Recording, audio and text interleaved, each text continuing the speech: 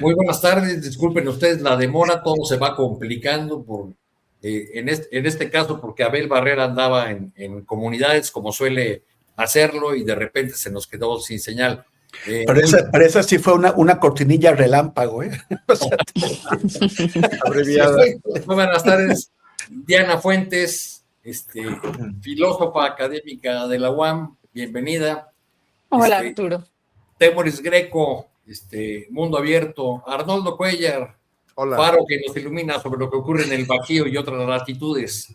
¿Qué Todos tal? bienvenidos. ¿Con qué nos arrancamos? Yo les propongo que empecemos para seguir el hilo de esta conversación que teníamos con Abel Barrera, pues sobre el informe de la CNDH. Ya ha habido posicionamientos de los padres y madres de Ayotzinapa, de distintos organismos de derechos humanos, del propio Alejandro Encinas, ahora embajador en la OEA, que publica un artículo con las objeciones muy concretas y específicas sobre este informe de la CNDH. ¿Cuál es tu percepción sobre el asunto, Diana, por favor? Pues fíjate que yo destacaría justo ese artículo de Alejandro Encinas por varias razones, ¿no? Una, bueno, fíjense, me parece muy interesante incluso en el plano de quién es Alejandro Encinas en ese campo tan amplio, a veces difuso, que es la 4T en torno a muchísimos temas. Es una figura con autoridad moral importante, es una figura muy querida dentro de ciertas filas del obradorismo, también dentro de ciertas figuras o en torno a ciertas figuras muy destacadas también del obradorismo. Una figura que también cuando finalmente él mismo tiene que ver con el tema, ¿no? Cuando él mismo tuvo que tratar la cuestión, resultó golpeado por otros sectores también de la 4T. Y él fue o intentó servir objetivamente como una mancuerna que permitiera desde el gobierno tener una verdadera interlocución con las familias de los 43, con sus abogados, con el movimiento social que les respalda. Y pues ahí el saldo evidentemente no es positivo en términos de la justicia, ¿no? Entonces, digamos, por ser Alejandro Encinas ya me parece muy importante, porque creo que al salir él, entonces ya no está solo respondiendo las organizaciones de derechos humanos como el Centro de la Montaña de Tlachinolan ahora mismo, que entrevistaba a Abel Barrera, o algunos otros organizaciones de derechos humanos que han acompañado a las familias de los 43, los que inmediatamente respondieron, y eso era relativamente esperable. Y eso creo que desde cierto también sector del obradorismo se suele desechar de un plumazo. Pero al tratarse de Encinas, me parece que aquí estamos observando que es necesario que figuras como él, y es muy importante que figuras como él, salgan a hablar de la cuestión. Y de su artículo me gustaría destacar un par de asuntos que me parecen fundamentales, ¿no? En primer lugar, esto que también ya señalaban hace un momento y que tiene que ver con que la comunicación de la recomendación de la CNDH sale en X. Es decir, no hay ningún elemento de interlocución de respeto mínimo, ¿no? Para con las familias sobre un asunto que sigue estando vivo y que es tan absolutamente sensible. Luego, digamos, ya la mediación resulta una ofensa y un agravio por sí misma. En segundo lugar, también, el centramiento sobre esto que él llama deficiencias técnicas y metodológicas, sesgos narrativos, epítetos, juicios subjetivos. Y además de esto, pues una falta a la verdad que redunda en una evidente revictimización del caso. Y por último, el hecho de que sostenga que él no reconoce ni recuerda que ninguna democracia, ¿no? Que se precie de serlo en la historia contemporánea, podría documentarse o recuerda que pueda documentarse que un ombudsman, digamos, juegue un papel parecido al que se está jugando ahora. Entonces, en ese sentido, creo que no solo por la respuesta, como decía, que ya han dado las propias familias, quienes les acompañan, su abogado, las organizaciones que han estado ahí de manera permanente, sino también una figura como esta, me parece que son señales inequívocas de que tendría que esto tomarse con la seriedad que amerita y entonces encontrar otro canal de interlocución con el gobierno. Cerrar con una idea que me parece que hay que sostener hasta el final.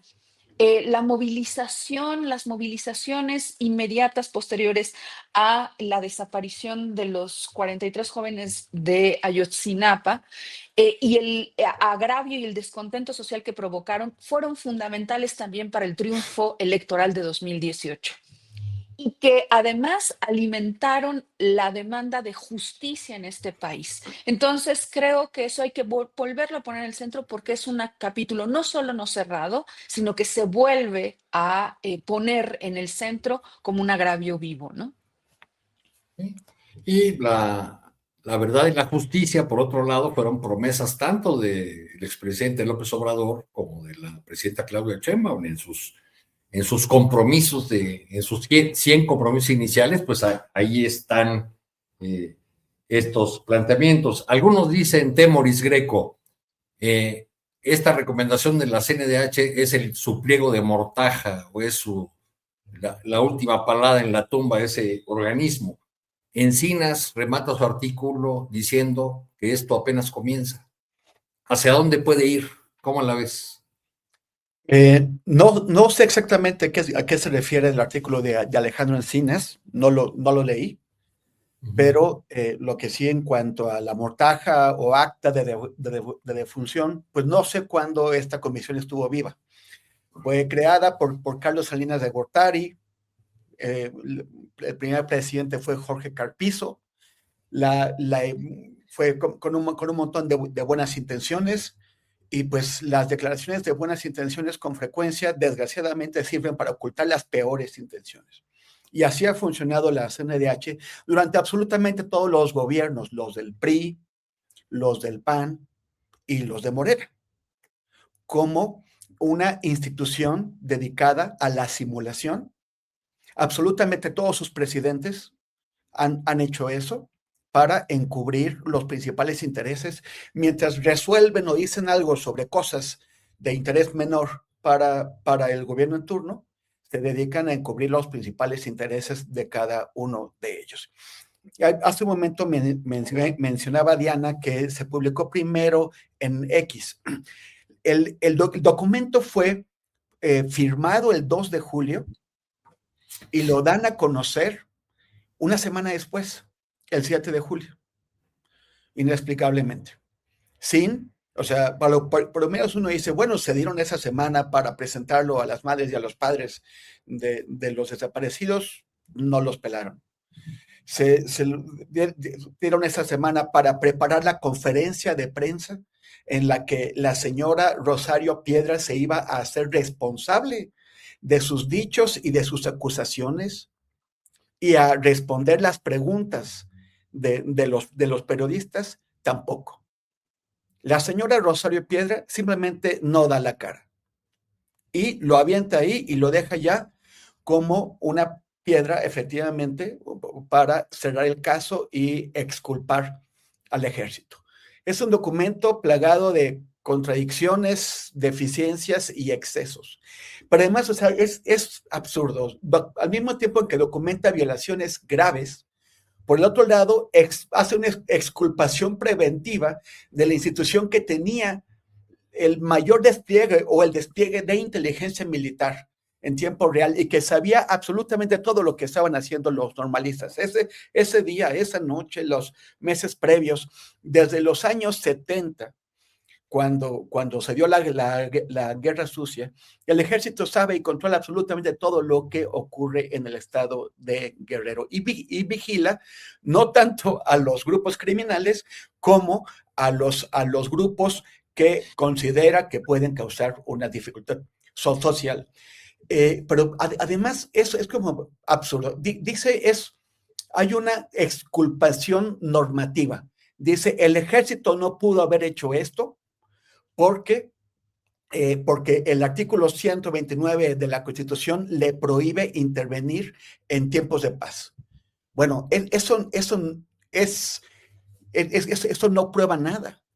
Si Fernando Gutiérrez Barrios le hubiera dicho esto a la señora Rosario Ibarra de Piedra, la madre de la actual presidenta de la CNDH, hubiera sido ridículo. La señora Rosario Ibarra de Piedra se dedicó a buscar a los desaparecidos, que en una gran parte de ellos el ejército tenía la responsabilidad y había actuado en tiempos de paz contra civiles. La señora Rosario Piedra, dice que el ejército no pudo haber actuado porque la Constitución se lo prohíbe. Eso, imagínense ustedes que le den ese argumento a la madre de la señora Rosario Piedra, un argumento absurdo. También está el tema de que también nuevamente normativo. El soldado Julio César López Patolzin, que era un soldado que estaba comisionado, hay documentos que muestran que él estaba comisionado para actuar como OBI, como órgano de búsqueda de información dentro de la normal de Ayotzinapa. Dice la señora Rosario Piedra, la que no tiene el valor de salir a defender sus dichos, que no pudo haber estado funcionando como OBI, como órgano de búsqueda de información, porque el artículo 200 del reglamento militar lo autorizaba, le daba derecho a estudiar. En el documental Mirar Morir, el ejército en la noche de Iguala, recogemos una declaración que dio el entonces secretario de la Defensa, el general Cienfuegos, a Televisa. No quiso hablar con nadie más, con periodistas independientes, no quiso hablar con nosotros cuando solicitamos una entrevista, pero sí fue a hacer una entrevista armada, acordada con Televisa. Y sobre el soldado López Patolzin, dijo, no negó que fuera un espía, no negó que el ejército tiene espías. Lo que dijo es, y leo literalmente, en 2-3 meses que tenía ahí, pues no podía haber servido de nada. El argumento del general Cienfuegos fue que acababa de entrar Patolzin a la escuela y por lo tanto no podía ser su espía.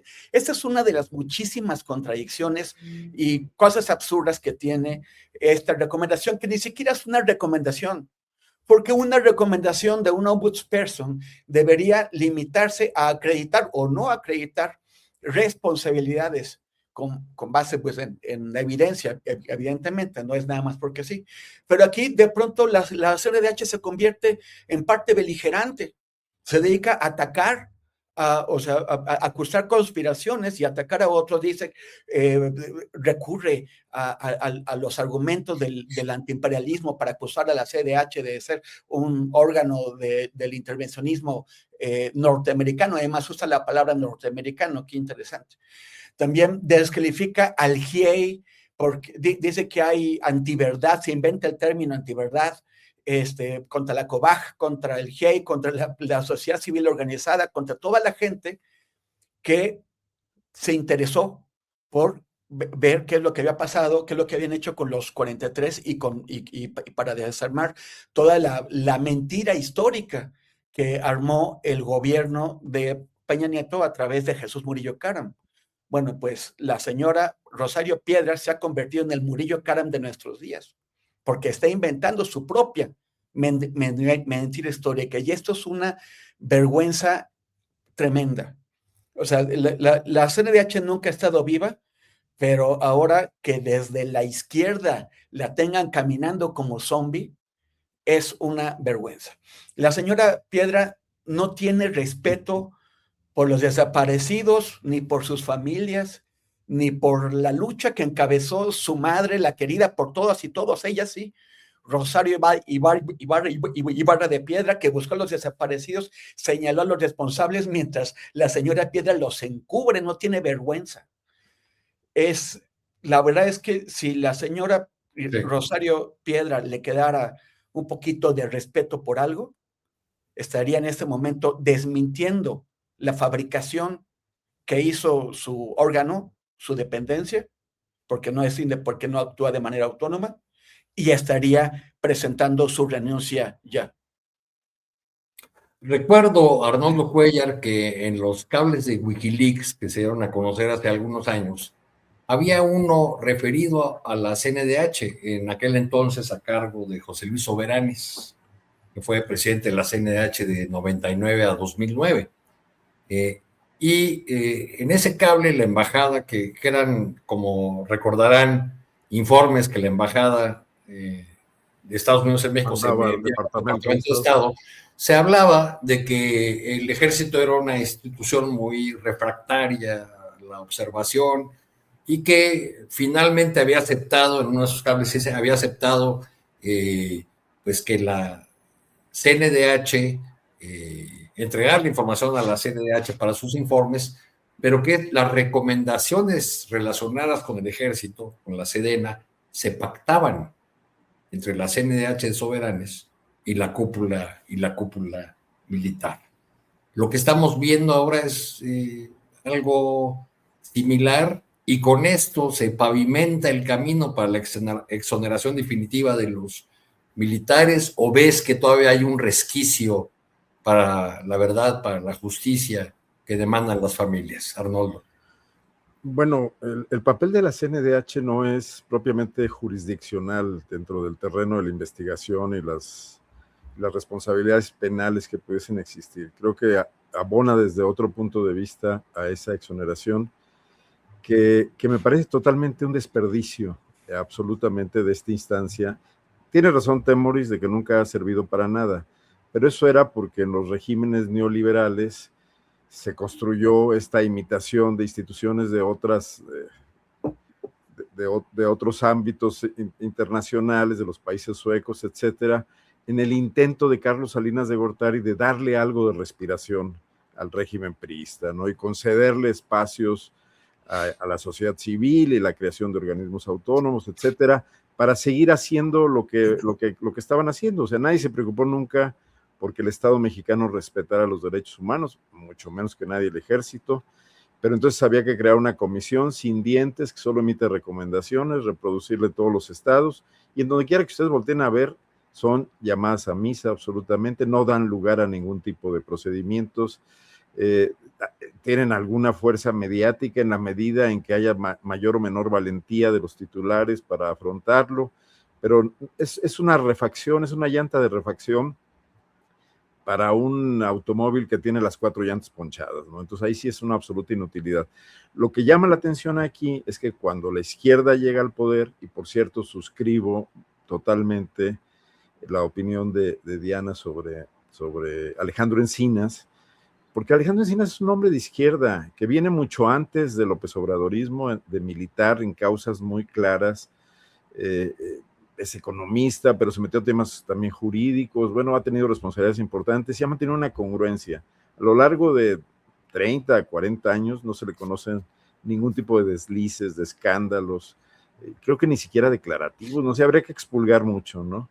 Pero bueno, él no estuvo en el tema de derechos humanos, estuvo en el tema de la subsecretaría de la Secretaría de Gobernación y desde ahí le fue encargado el tema del seguimiento. A lo que digo que me llama la atención es que un gobierno de izquierda termine en este enorme ridículo.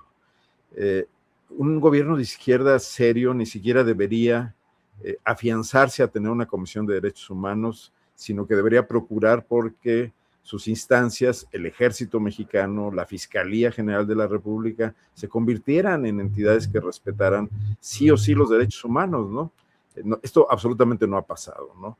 Pero peor fue el hecho de entregarlo en manos de una persona como Rosario Piedra.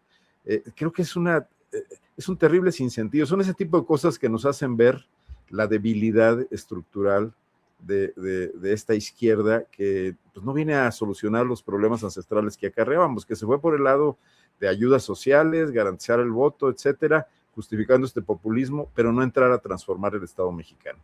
Como le pasó a Vicente Fox, ¿no? Que se echó alegremente en manos de las estructuras priistas y desde ahí pues ya gobernó con comodidad y evitó cualquier tipo de cambios.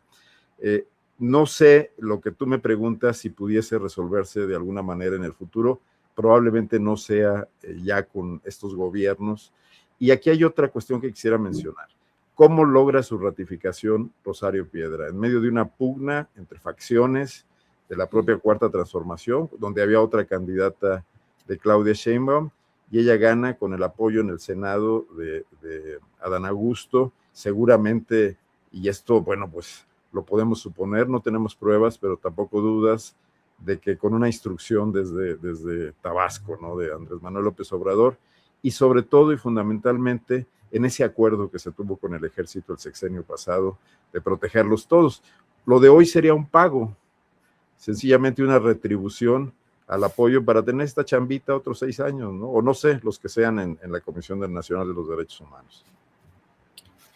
Bueno, y como si bastaran asuntos preocupantes para la presidenta Claudia Sheinbaum, hoy llega a la mañanera el tema de las conversaciones telefónicas de la gobernadora Marina del Pilar. Ya voy a decir una frivolidad, Arturo, pero España 2, Francia 0. No, bueno, ya mataste un tema que sugirió Julio, que eran las perspectivas del juego, pues ya se acabó y creo que ahí ya... No, todavía no se acaba, ¿no? Ya va a quedar claro. Pero me hiciste recordar que hace muchos años, en una asamblea de la Coordinadora Nacional de Trabajadores de la Educación, era una asamblea muy tensa, donde ya no dejaban hablar a nadie, porque todo el mundo, ya saben, el asambleísmo, ¿no? Todo el mundo levanta la mano y pide moción de información, moción de orden, y aprovechan para intervenir. Entonces ya habían prohibido que hablara nadie, hasta que un personaje de la sección 36, conocido como el Pelochas, a fuerza interrumpió la asamblea en su momento más tenso para informar: compañeros, Francia 3, Italia 2, ¿no? Y ya. Entonces aquello fue una risnotada y ya se aligeró el tema, como acabas de hacer tú con esta mesa. Pero bueno, en este tema de Marina del Pilar ya tiene un rato en el candelero, en la mesa de la discusión pública, desde que la desvisaron a ella y a otros personajes de Baja California, y ahora se acaban de dar a conocer unos audios de unas conversaciones telefónicas que la gobernadora habría sostenido, cosa curiosa, con personas que ni sabía quiénes eran, según dice su propio comunicado, pero que se presentaban como pues brokers o representantes informativos, quién sabe, de agencias estadounidenses que podrían ayudarla a negociar, pues que no sea perseguida o que no sea detenida o que le devuelvan la visa. Ya no sabemos qué. La presidenta tuvo que salir ahí a decir que ya la gobernadora dio explicaciones, creo que no explicó nada, pero tu punto de vista, Diana, ¿cuál es? No, coincido con esto último, no explicó nada, pero además cuando uno escucha los audios, ¿no?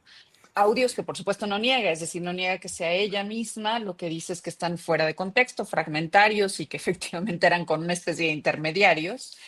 Pero hay un fragmentito de los audios que hasta el momento conocemos porque no se sueltan más. Pues dice que ella está pensando en cómo puede apoyar, ¿no? Cómo va ella, cómo colabora, y que ella va a esas reuniones de seguridad y que no va a cualquier reunión, ¿no? Yo la verdad es que creo que es un golpe muy duro, creo que es un golpe fuerte este tema, porque claro que se inscribe en el marco de todo lo que ha venido sucediendo en lo que va del año, ya prácticamente, respecto de pues esa reiterada acusación de parte del gobierno de los Estados Unidos y de un sector de la oposición, si no es que toda, sobre los vínculos entre el gobierno de la 4T y el crimen organizado, ¿no? Toda esa operación que han estado generando en torno a ello. Y al mismo tiempo, la revelación prácticamente azarosa de la efectiva acción de agencias estadounidenses y su operación en nuestro país en temas relacionados con seguridad, pero que seguramente y que apuntan también a finalidades de carácter político.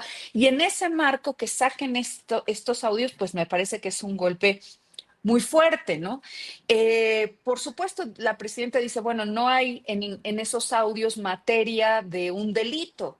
Y por supuesto que no, o bueno, no sé tanto, ¿no? Como para pensar que lo hubiera en algún sentido, pero lo que sí hay es una un paso adelante sobre la degradación de la autoridad moral del gobierno de la 4T a la hora en la que ésta se ha definido tan fuertemente respecto de la defensa de la soberanía y la necesidad de que la relación con los Estados Unidos sea una relación de común acuerdo, que no resulte en cochupos, pues sí, en formas veladas o abiertamente cerradas fíjense, abiertamente cerradas o cerradas de intervencionismo en nuestro país. Y en ese contexto me parece que efectivamente estos audios muestran algo muy complicado.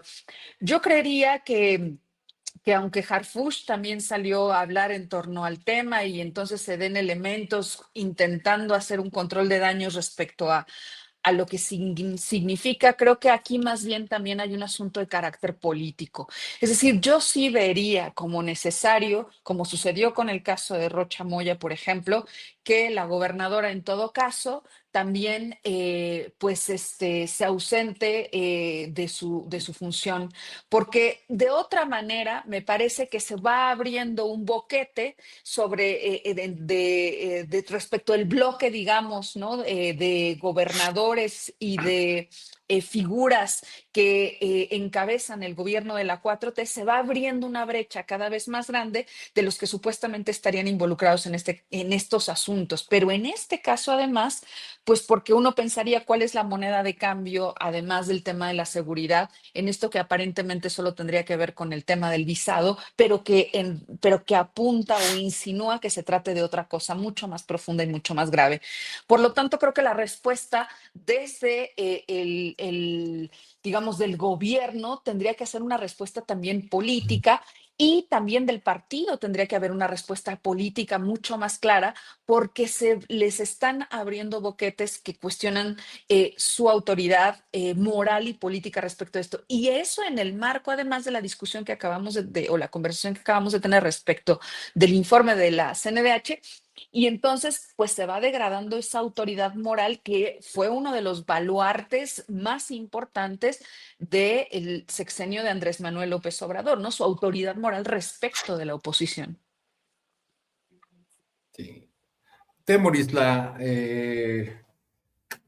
el partido, en referencia a lo que decía Diana, o sea, Morena sí ha dicho algo. La dirigente Ariadna Montiel ya salió en una primera reacción a este tema de los audios de la gobernadora de Baja California a decir que no son casos comparables el de Maru Campos, que abrió la puerta a una agencia estadounidense, y el de Marina del Pilar, que hasta donde muestran los audios ofrece abrir la puerta, o pásenle, porque aquí va a haber información.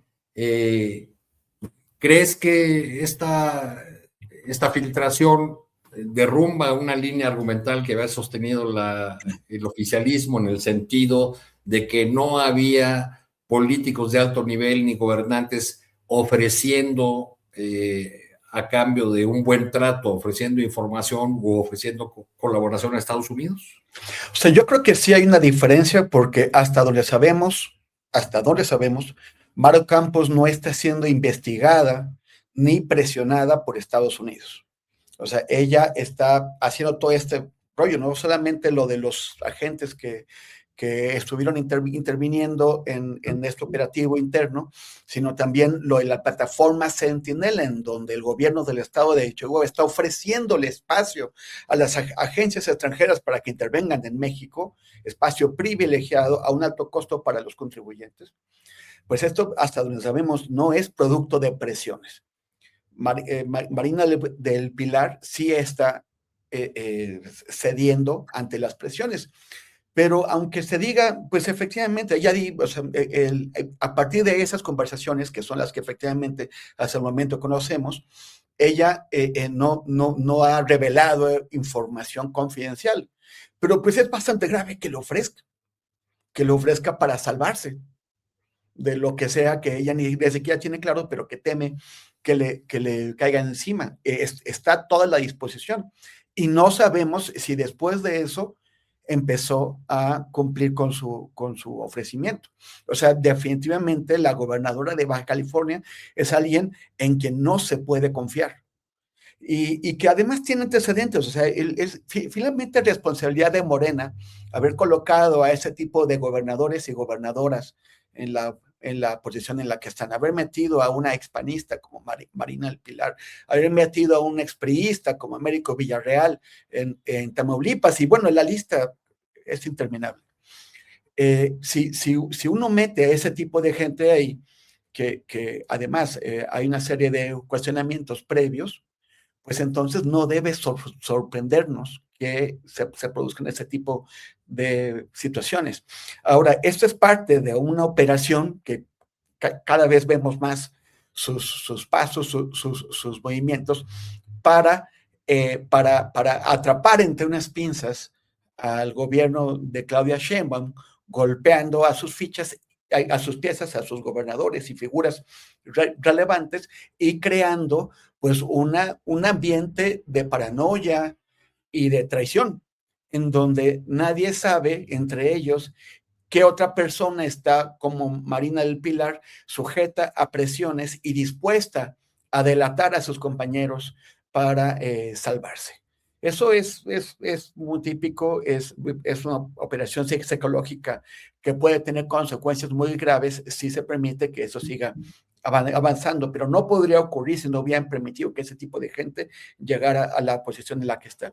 Y quisiera devolverme un poquito por algo que comentó Arnoldo. Observó muy correctamente que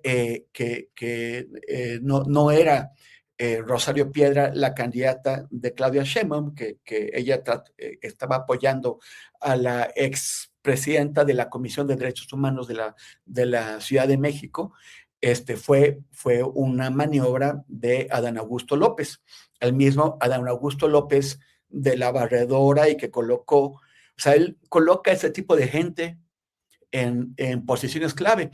Fue Adán Augusto López, como secretario de Gobernación, el que también condujo a descarrilar los esfuerzos del gobierno anterior para esclarecer el caso Ayotzinapa. Él fue el que provocó, junto con Alejandro Gertz Manero, pero me parece que Gertz, sobre todo obedeciendo órdenes, la salida de Omar Gómez Trejo de la Unidad Especial de Investigación y Litigación del caso Ayotzinapa, la Fiscalía Especial, y su reemplazo por un tabasqueño famoso por no tener ninguna experiencia en litigación ni en investigación, o sea, en lo que tenía que hacer, y que fue a tomar esa Fiscalía Especial para destruir su trabajo, que fue Rosendo Gómez Piedra. Y todo esto para proteger al ejército. O sea, ahí también hay que ver cómo Adán Augusto ha tenido un papel fundamental, no solamente en colocar regiones completas del país, o al menos Tabasco, en manos de la criminalidad, sino también en proteger al ejército de sus responsabilidades en el caso de Ayotzinapa. En este eterno engordar el catálogo de amenazas o de sugerencias de agencias estadounidenses contra México, ahora toca el turno a la DEA, cuyo director Terry Cole ha hecho unas declaraciones que andan circulando profusamente, Arnoldo, en las redes sociales, en el sentido de que hay una conexión mortal, dice, entre los cárteles y el gobierno mexicano. No ofrece ninguna prueba, no aclara nada, pero bueno, pues ahí está continúa la presión, mientras por otro lado ya salió a defender a la gobernadora de Baja California, el coordinador de los diputados de Morena, Ricardo Monreal, acusando espionaje ilegal. ¿Cómo vas viendo todo este escenario?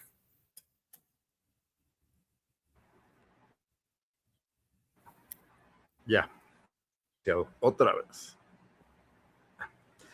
Bueno, no concuerdo con Diana de que echemos para afuera a esta Marina del Pilar, porque ya le faltan unos cuantos meses y realmente creo que sería un peor lío en este momento sustituirla, pero sí me gustaría, bueno, ya vemos lo que está pasando en Sinaloa con la secretaria de gobierno ahora en el carácter de gobernadora interina o encargada del despacho, ya no sé, donde, bueno, el gobierno está totalmente desaparecido. Ni siquiera es noticia en este momento. Yo he dicho que García Harfuch es una especie de procónsul y va nada más de vez en cuando, ¿no?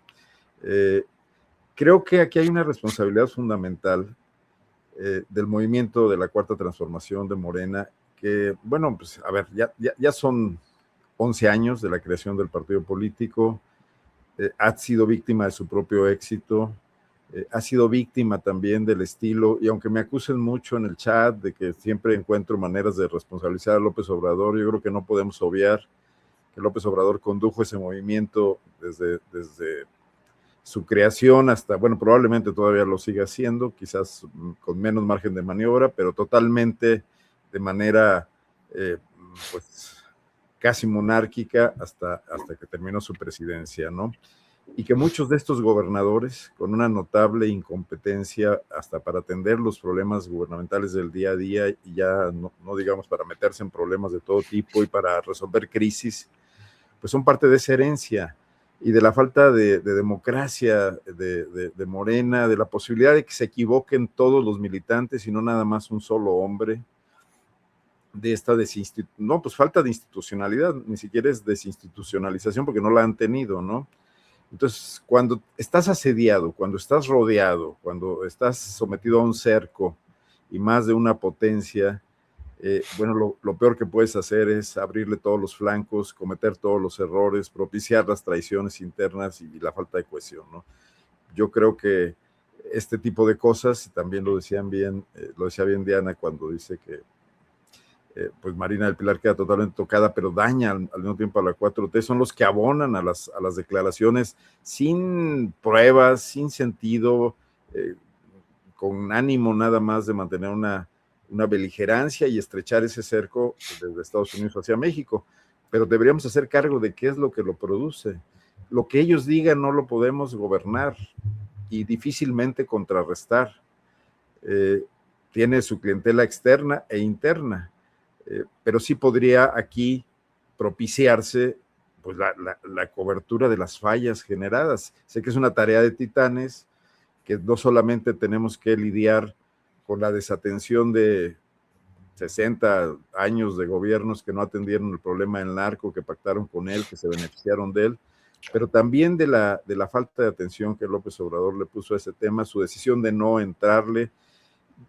Yo no quisiera en este momento hablar de una posible complicidad de la que hablan, bueno, estas hipótesis y la oposición, pero ya el solo hecho de haberlo desatendido me parece sumamente grave.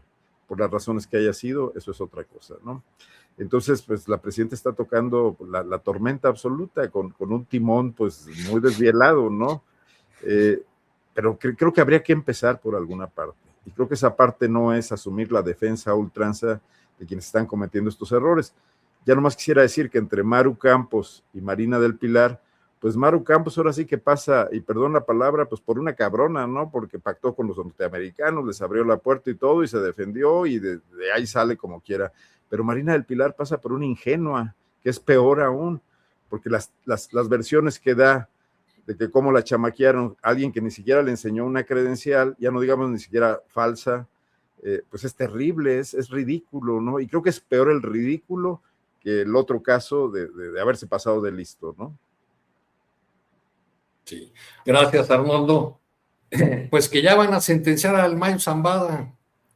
La guerra en Sinaloa sigue, las consecuencias de su traslado a Estados Unidos continúan, pero bueno, ya se acerca una sentencia que él pide sea en una prisión que le permita atender su salud. Y en los últimos días se han solazado las primeras planas y los portales con el tema de una declaración de muchas del Mayo, que ha sido muy mediático, hablando de los sobornos a todos los niveles de gobierno, ¿no? Claro que tratándose de un personaje como el Mayo, habría que remontarse a la fecha en que inició su carrera delictiva, que fue por allá en 1969, cuando era presidente Gustavo Díaz Ordaz. ¿Cómo vas viendo, Diana, los últimos episodios de este drama sin final, que es la captura y el traslado del Mayo Zambada? Exacto, es un drama sin final. Es hasta la captura, la sentencia, ahora dices tú las declaraciones, lo que se vaya sumando. Creo que también hay mucha intención de darle vuelo a esto, no solo por la figura de la que se trata, ¿no?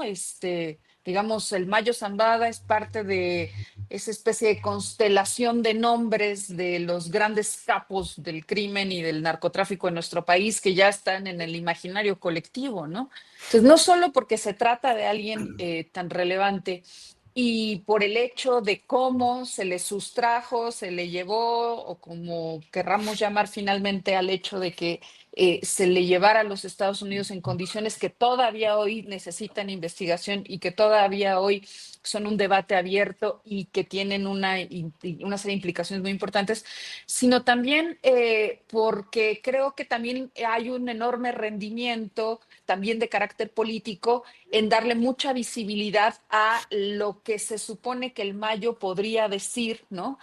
A partir de la sentencia. Pues me parece que esto es muy importante, más allá de las condiciones mismas, que si va a pasar el resto de su vida. Bueno, ya estaba yo viendo algunos datos que yo no me sé, ¿no? Pero tiene 76 años en realidad.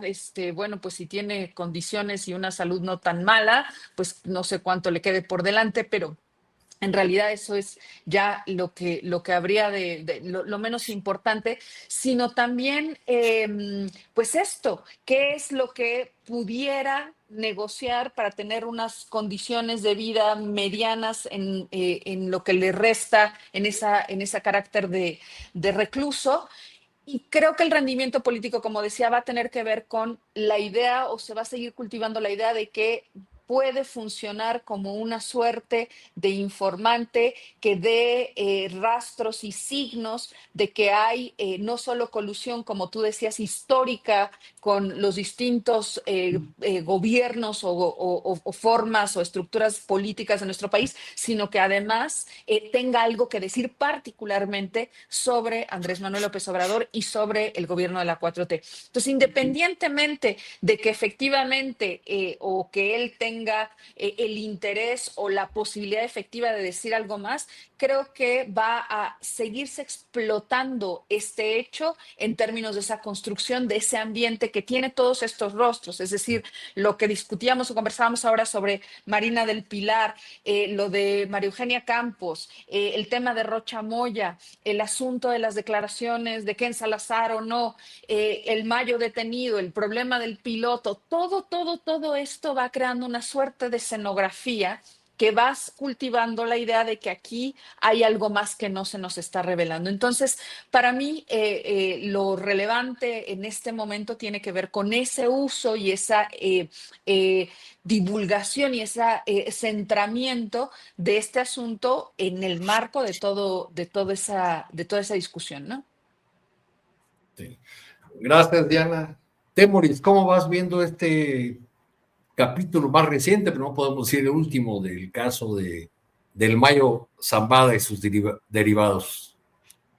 Pues, o sea, parece que no está negociando muy bien el Mayo, porque pues le se está declarando culpable, lo van a meter a la cárcel toda su vida, a menos que en algún momento sí negocie mejor, porque siempre pueden llegar a un acuerdo posterior a la condena y sacarlo y esconderlo a cambio de información. Está pidiendo pues algo que parece como realmente poco en relación con lo que podrían pedir otros, con lo que han obtenido, por ejemplo, los chapitos, al decir, bueno, nada más no me metan en una cárcel de alta seguridad, solamente métanme en una cárcel en donde pueda tener acceso a atención médica para mi diabetes. Entonces, pues bueno, pues se ve flojo. También se está comparando con el Chapo, que está en una cárcel que me parece que es de bastante rigor, bastante dura. Entonces, pues no quiere seguir esa misma ruta, pero ya es como lo último. Pero quería regresar también por lo de Ricardo Monreal, que acusa el espionaje sobre el caso de Marina del Pilar.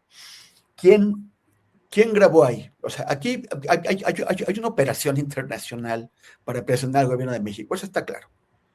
Y utilizando o aprovechando sus puntos flojos, que son aquellos aquellas figuras que pueden estar relacionadas de alguna forma con el crimen organizado. Pero ¿quién grabó esto? ¿Lo grabó la gente con la que habló Marina del Pilar? ¿Lo grabaron agencias estadounidenses? ¿Lo grabaron agencias israelíes? Porque Israel está interviniendo en procesos electorales en Europa y América Latina y África, por lo menos, y eso está muy denunciado, y denunciado incluso por agencias europeas como la francesa, y tienen manera de acceder a las comunicaciones de los gobernantes y de las figuras aquí, porque esos mismos gobernantes le han entregado la seguridad a través de contratos con estas empresas directamente israelíes, como Carvine, que tiene la seguridad en Ciudad de México, o al menos el sistema de auxilio, o a través de otras empresas mexicanas ligadas al sector de la seguridad israelí, como Seguritech, que nuestro experto aquí es Arnoldo. Entonces, ¿quién grabó? Y luego, ¿quién está sirviendo para comunicar esto? Porque sirven. El problema del periodismo y de que el periodismo use filtraciones y fuentes confidenciales, fuentes anónimas, es que esas fuentes no entregan información por beneficio del periodismo, o porque le cae bien el periodismo, o el periodista porque quiere que la sociedad ejercite su derecho a la información. Tienen intereses. Y en este caso, pues vemos que Héctor de Mauleón es el vehículo para filtrar estos audios, o sea, de dónde pasa, de quien sea que los esté grabando, a el periodista que los recibe y que se presta para ser el instrumento de esta operación. Son audios de interés público. O sea, sí nos interesa saber qué clase de gobernantes tenemos, qué clase de persona es Marina del Pilar. Pero tampoco pueden el periodista, quien sea, hacerse tonto y no saber que se está prestando para ciertos fines. Y es lo que está haciendo. Para eso sirve Héctor de Mauleón, y para eso sirve el medio que está utilizando para publicarlo, que acaba de estar metido en el escándalo de la entrevista falsa a Monsiváis, donde se hacen acusaciones falsas contra Andrés Manuel López Obrador, que es el diario El Universal. Entonces también hay que ver eso. Hay una operación para presionar a nuestro país, para interferir en nuestros procesos políticos, que tiene cómplices visibles, invisibles y visibles adentro del país. Gracias, Temoris. Arnoldo, uno de los ángulos, uno más de los muchos ángulos del Mayo, el caso del piloto que había conducido el avión donde fue sacado, Mario Alberto Núñez, el Jando. El secretario de Seguridad dice, lo expulsamos como parte de un paquete de personas que hemos expulsado del país porque hacían más daño aquí. Pero al mismo tiempo, México ha mantenido el reclamo de que Estados Unidos no ha entregado información. Tenía a un personaje clave del caso.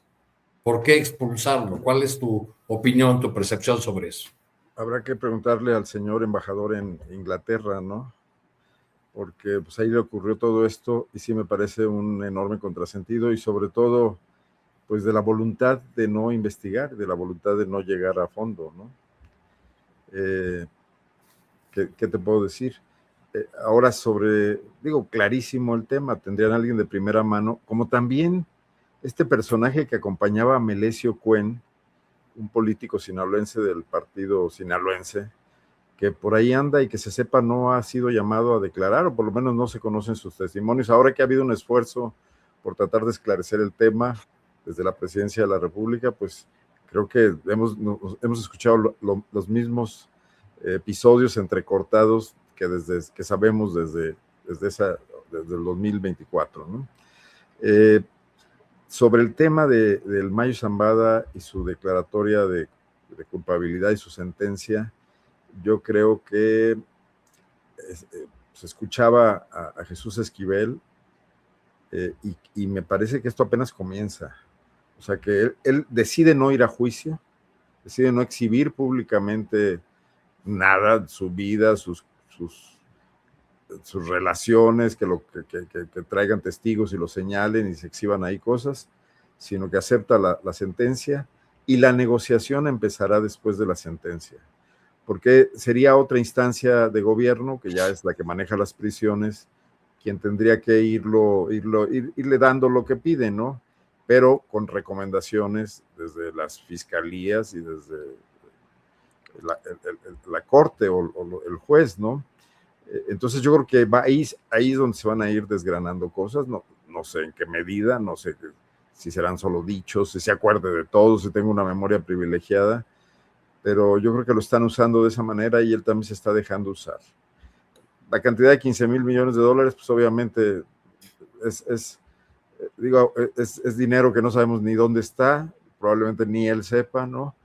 Quiero que vengan aquí a pedírselas a sus hijos, por ejemplo, que debe haber mermado mucho después de la batalla que sostienen contra los chapitos. Entonces, bueno, pues no deja de ser parte de ese esquema de golpeteo, de manejar cifras, de decir esto es lo que los narcos en México lograron y sumaron, y es porque actuaban con impunidad total, ¿no? Entonces me parece que no, ese capítulo está todavía abierto, Arturo. Así es, Arnoldo. No seré yo quien rompa la costumbre, que ya es una sacrosanta tradición, del segmento de los postrecitos, así que les pido que hagan un rápido comentario final, un postrecito, nos quedan escasamente un minuto, un poquito más por cada quien. Diana, por favor. Sí, rapidísimo. Pensé que si nos ibas a poner a hablar de fútbol y dije, ay, qué bueno que no. Sí. No, es que ya no dije nada porque seguramente habrá comentario futbolero, como ya anticipó Arnoldo, ¿verdad? Exacto. No hay manera de que Francia remonte, faltando un minuto y perdiendo 2-0. No, ya. Ni modo. Ese error ya se coció. Exacto. Bueno, yo rapidísimo un postrecito. Fíjense que la semana pasada, bueno, en realidad desde hace creo 2 semanas, TV UNAM estrenó o salió una serie que llamaron Historias Olvidadas y que hace referencia a los movimientos estudiantiles, primero el 68, luego el del 86, luego el del 99. Creo que van a sacar esta semana el del Yo Soy 132. No sé si ahí acaba y hay uno más. Pero yo quiero recomendar que lo visiten, particularmente, bueno, pues el que está dedicado a la huelga del 99, le pusieron la última huelga del siglo, pues porque, bueno, esa fue la huelga que a mí me tocó vivir y entonces, pues, me parece que hicieron un gran trabajo por ahí. Si ven ahí una Fuentes, no soy yo, pero sí tenemos mucho que ver esa Fuentes y la Fuentes de por acá. Entonces, pues quiero recomendárselos para que lo visiten porque me parece que es un buen trabajo y está ahí en YouTube, en el canal de TV UNAM. Este sería el postrecito. Muy bien. Temoris, por favor, tu postrecito. Oye, nada más para las personas que amablemente consultaron que si estaba haciendo un anuncio de la parisina, no, estas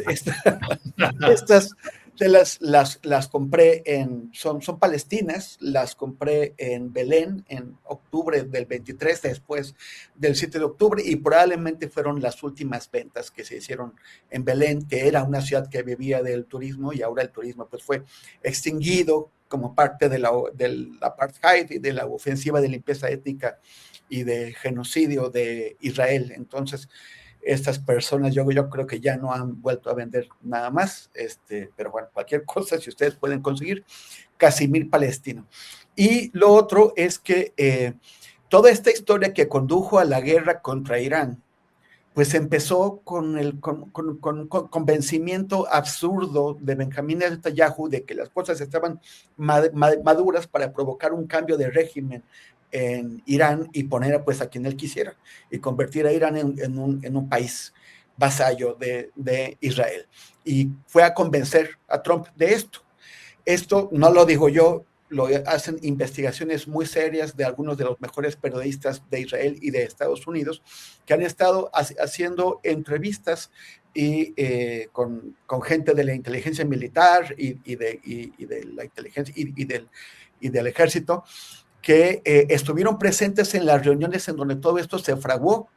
Y el tema es que todo el mundo le dijo a Netanyahu que estaba loco, que no podían, que no tenían con qué derribar al régimen de Irán.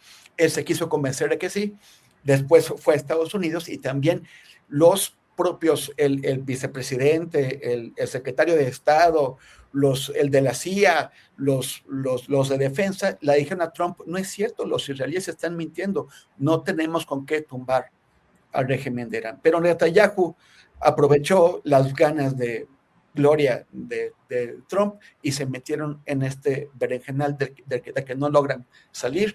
Creo que es la guerra más rápidamente perdida por Estados Unidos. Esto lo contamos hoy en mundoabierto.info con detalles y con las referencias para que vean que no lo inventé yo.